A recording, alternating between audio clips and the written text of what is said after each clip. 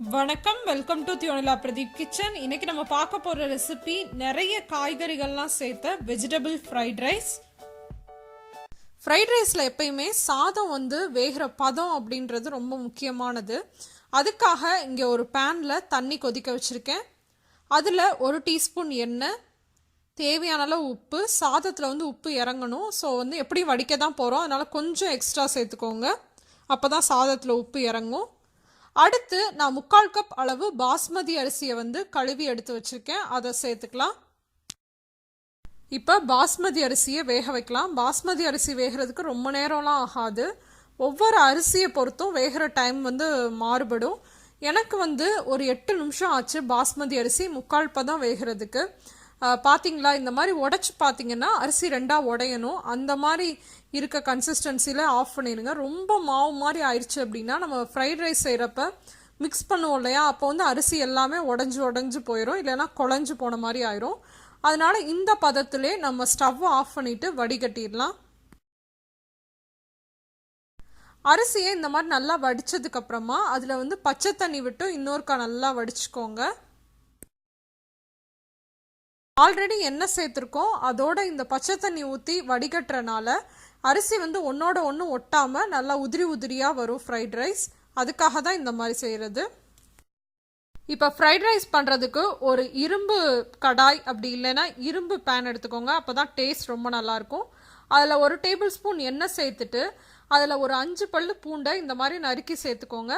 பூண்டை எப்பயுமே ஹை ஹீட்டில் தான் உங்களுக்கு வதக்கணும். அப்போ தான் ஃப்ரைட் ரைஸ்க்கு ஃப்ளேவர் ரொம்ப நல்லாயிருக்கும். நீங்கள் ஸ்ட்ரீட் ஃபுட் சைடு, அதாவது ஸ்ட்ரீட் சைட்லலாம் ஃப்ரைட் ரைஸ் செய்கிற இடத்த பார்த்துருந்தீங்கன்னா ரொம்ப ஹை ஹீட்டில் வச்சு தான் எல்லாத்தையுமே வதக்குவாங்க. வெங்காயம்லாம் உங்களுக்கு சாஃப்ட் ஆகிடக்கூடாது. சும்மா ஒரு நிமிஷம் இல்லைன்னா 30 செகண்ட் மட்டும் வதக்குனாவே போதும். அப்படி இருந்துச்சுன்னா தான் ஃப்ரைட் ரைஸ்க்கு டேஸ்ட் நல்லாயிருக்கும். பூண்டு கூட நான் என்ன ஆட் பண்ணியிருக்கேன்னா ஸ்ப்ரிங் ஆனியன்ஸ்லாம் அந்த வெள்ளை கலரில் இருக்கும் இல்லையா, அது மட்டும் ஆட் பண்ணியிருக்கேன். அப்புறம் வெங்காயம் கொஞ்சம் ஆட் பண்ணியிருக்கேன். வெங்காயம் சேர்க்காமையும் பண்ணலாம். வெறும் ஸ்ப்ரிங் ஆனியன்ஸில் இருக்க வெள்ளையை மட்டும் சேர்த்தும் செய்யலாம். அப்படி உங்களுக்கு அது கிடைக்கல அப்படின்னா வெங்காயம் சேர்த்தும் செய்யலாம். இப்போ இதை நல்லா வதக்கிக்கோங்க. ஒரு 30 செகண்ட் வதக்கினாவே போதும்.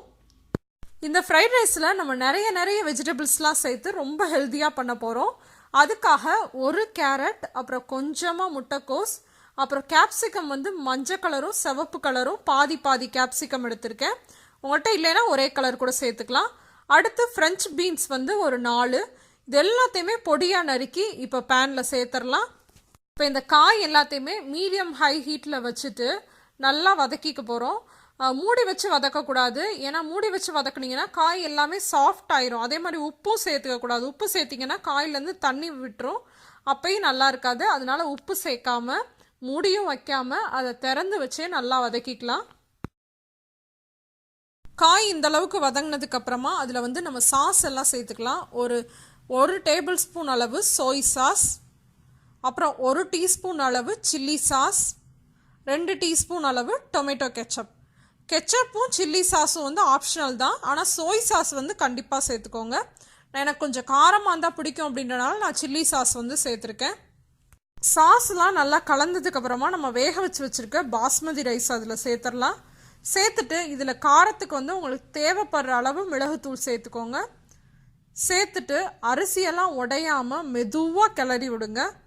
ரொம்ப ஃபாஸ்ட்டாக கிளறினீங்க அப்படின்னா அரிசியெல்லாம் உடஞ்சு போயிடும். அதனால் ரொம்ப மெதுவாக கிளறி விடுங்க.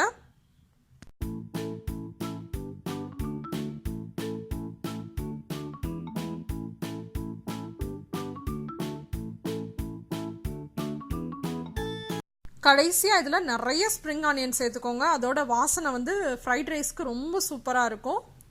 இதை சேர்த்ததுக்கப்புறமா நம்ம ஸ்டவ் ஆஃப் பண்ணிடலாம். சுவையாக ரொம்ப ஹெல்த்தியாக ஒரு ஃப்ரைட் ரைஸ் இன்றைக்கி பார்த்துருக்கோம். இந்த ஃப்ரைட் ரைஸ் ரெசிபியை கண்டிப்பாக வீட்டில் ட்ரை பண்ணி பார்த்துட்டு எப்படி இருந்துச்சு அப்படின்ற உங்கள் கமெண்ட்ஸையும் ஃபீட்பேக்ஸையும் மறக்காமல் கூட ஷேர் பண்ணிக்கோங்க. இன்னொரு இன்னோவேட்டிவான ரெசிபியோட உங்கள் எல்லாரையும் சந்திக்கிறேன். அதுவரை உங்களிடமிருந்து விடைபெறுவது உங்கள் தியோனிலா பிரதீப். தேங்க்யூ.